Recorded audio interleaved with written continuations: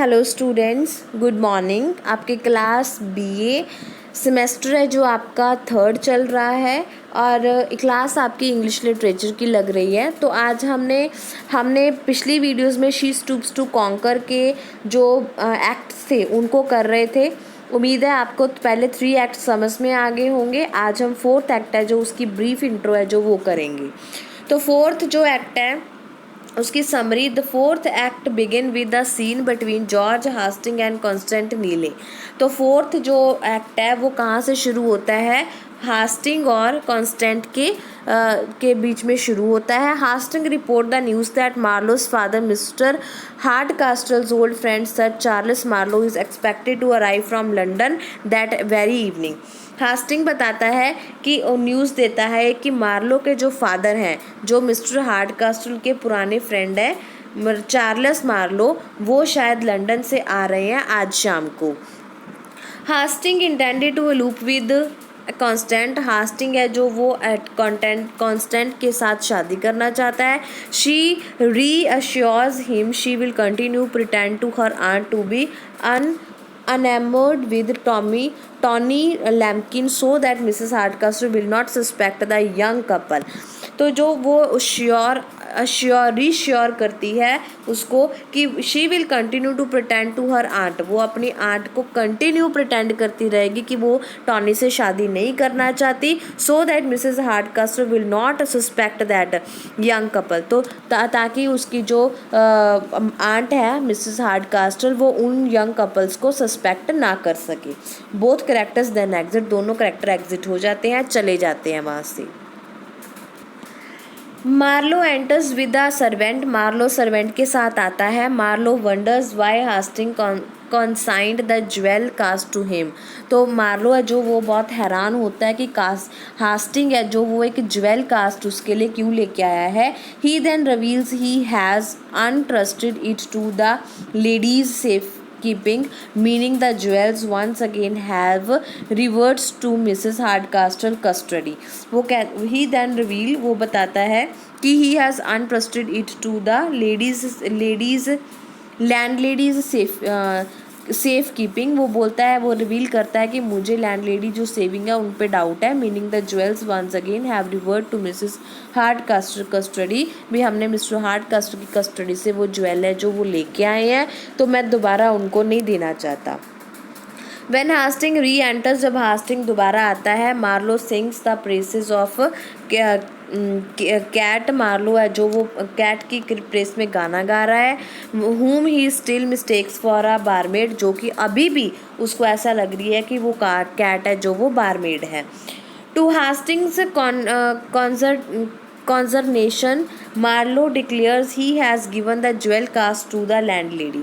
Marlowe जो है declare करता है कि he has given the jewel cast to the landlady. उसने जो वो उसको ज्वेलरी का बॉक्स दिया था ना, वो उसने लैंडलेडी को दे दिया है। Hastings resigns himself to an elopement without a fortune. Hastings है जो वो अपने आप को बांधना चाहता था बिना किसी फॉर्चून के, बिना किसी मुसीबत के। हार्डकास्टल नाउ एंटर्स। हार्डकास्टल आता है seriously irritated at the disturbance the visitors have created in his house hold. वो जब आता है तो वो सीरियसली इरिटेट हो जाता है कि उसके घर में विजिटर्स के आने से बहुत ज़्यादा डिस्टर्बेंस हो गई है। इन एन एंग्री आउटबर्स्ट, गुस्से में कहता है ही reprimands Marlowe for the conduct of the drunken servants and accusations prominently supports by the ramblings of Jimry and inebriated servant. वो खिसके मतलब गुस्से में है जो मार्लो को कहता है कि वो ड्रंकन जो सर्वेंट्स हैं उनको फटाफट ड्रिंक करके उसके बाद उनको जाने दिया जाए। Hardcastle order Marlow to leave the house. Hardcastle Marlow को भी कहता है कि तुम भी यहाँ से चले जाओ। In response Marlow still under the illusion he is staying at an inn. In response में Marlow still under the illusion he is staying at inn. उसको अभी भी लग रहा है कि मैं सर्रा में हूँ, धर्मशाला में। Demanded to be presented with the bill. वो डिमांड करता है कि लाओ आपका बिल कितना हो गया, मैं उसको चुका दूँ। उसको मतलब उसको अभी भी नहीं पता कि जिस घर में वो रह रहा है वो मिस्टर हार्डकास्टल का है, जो उसके होने वाले फादर इन लॉ हैं। और कैट है जो वो उसको ऐसा लगता है कि वो बारमेड है। उसको अभी भी नहीं पता कि वो वहाँ पे जो जिसको देखने जा रहा था लंदन से आया है वो सच में वही है। हार्डकास्टल सेक्रेटली रेडिकुलियस दिस रिक्वेस्ट, वो बहुत गुस्से में इस रिक्वेस्ट को खारिज करता है कि तुम क्या कर रहे हो, क्या कह रहे हो, कौन सा बिल मेरे को देना है तुम्हें। As the conflict between the two men near a climax, Kate Hardcastle enters, जब दोनों के बीच में झगड़ा हो जाता है, क्योंकि अब कैट ने पहले बोल दिया था ना कि मेरे को ये लड़का पसंद नहीं है, तो उसको भी लगता है हार्डकास्टल को कि हाँ ये लड़का तो ठीक नहीं है, ये तो बोलता नहीं है, शर्माता बहुत है ना। तो वो भी मना कर देता है शादी से। पर उसके बाद जो कैट होती है उसको ये पसंद आता है और वो अपने फादर को मनाने की कोशिश करती है, पर उसके फादर होते हैं जो अब मानने के लिए तैयार नहीं होते। दोनों के बीच में झगड़ा होने लगता है तो कैट हार्डकास्टल वहाँ पे आ जाती है। Unwilling to disclose the truth quite yet she now pretend to be a poor relation of the family, वो विलिंग नहीं होती कि मैं जो सच्चाई है वो सामने रखूं, सच्चाई को बताऊं। She now pretends to be a poor relation of the family, तो वो अब क्या हो उसे पुअर रिलेशंस है फैमिली के वो बताती है। However she soon discloses the house is not an inn, चाहे वो जल्दी ही ये बता देती है कि ये घर है जो वो कोई सरा नहीं है, but rather the residence of mister Hardcastle, बल्कि ये मिस्टर हार्डकास्टल का घर है। Marlow is overwhelmed with embarrassment, Marlow जो होता है ये सुन के बहुत ज़्यादा घबरा जाता है। At this point both characters confesses in an aside their attraction for each other, और एंड में जो होता है कि दोनों करेक्टर्स मतलब मार्लो और कैट है वो ये मान लेते हैं कि दोनों एक दूसरे की तरफ अट्रैक्ट हो चुके हैं, मतलब दोनों एक दूसरे को पसंद करते हैं। Marlow says the difference between them in birth, Marlow जो होता है वो दोनों के बर्थ के डिफरेंस को बताता है, फॉर्चून्स फ्यूचर को बताता है, and education makes an honourable connection impossible, और जो एजुकेशन उसको मिली उसका बर्थ कहाँ पे हुआ, कैसे हुआ, फॉर्चून मतलब उसके जो उसके हालात हैं वो सब क्या क्या करते हैं, makes an honourable connection impossible, वो एक ऑनरेबल कनेक्शन नहीं बना सकते उसका। Kate on the other hand says she is sure my family is as good as Miss Hardcastle's, वो कैट है जो उसको हौसला देते हुए कहती है कि मेरी फैमिली है जो वो बहुत अच्छी है, जैसे कि मिस हार्डकास्टल मतलब मैं खुद अच्छी हूँ वैसे ही मेरी फैमिली भी अच्छी है। Tony Lumpkin and Constance Neville now enter, अब टॉनी और कॉन्स्टेंट दोनों आते हैं, joined soon afterward by Mrs Hardcastle, दोनों हार्डकास्टल मिसेस हार्डकास्टल के पास पहुंचते हैं। To deceive his mother Tony pretends to flirt with Constance even while assuring her he has procured a pair of fast horses for her elopement।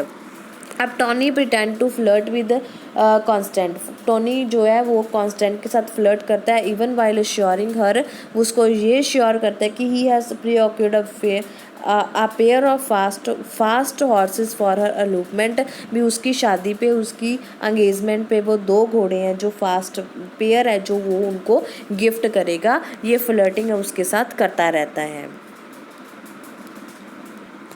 But this date is short lived, पर ये बहुत थोड़े time के लिए चलता है।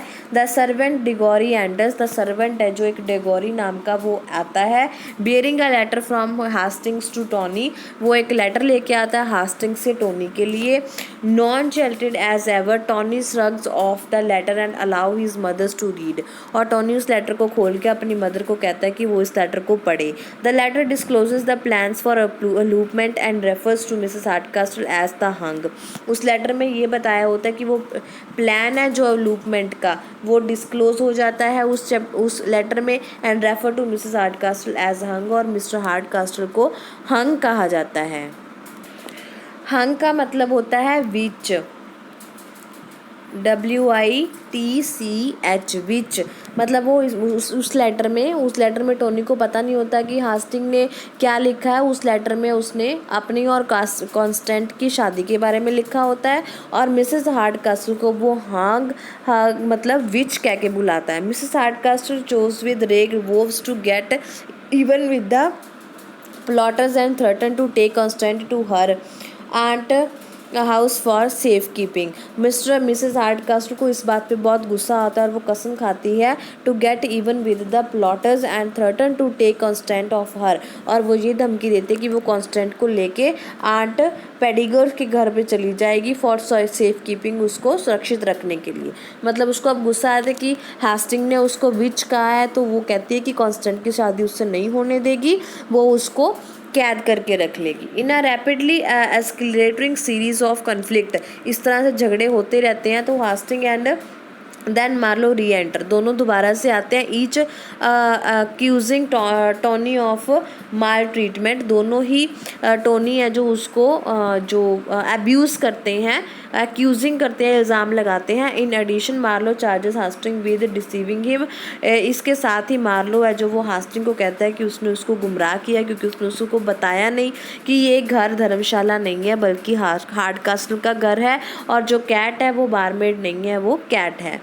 As the well laid plans threaten to fall apart, जो well laid plan चल रहा था वो सारा ख़त्म हो जाता है। Tony Lumpkin vows he will save the day, Tony है जो वो कसम खाता है कि वो आज के दिन को बचा के रखेगा, मतलब नुकसान नहीं होने देगा। तो ये हमारा फोर्थ जो था एक्ट था। उम्मीद है आपको समझ में आ गया होगा। इस जो एक्ट में है वो मतलब धीरे धीरे जो बातें हैं वो रिवील हो रही हैं, डिस्क्लोज हो रही हैं, खुल रही हैं। मार्लो को पता चल जाता है कि बारमेड है जो वो कैटी है, और ये जो घर है वो हार्डकास्टल का रेजिडेंस है, कोई धर्मशाला नहीं है।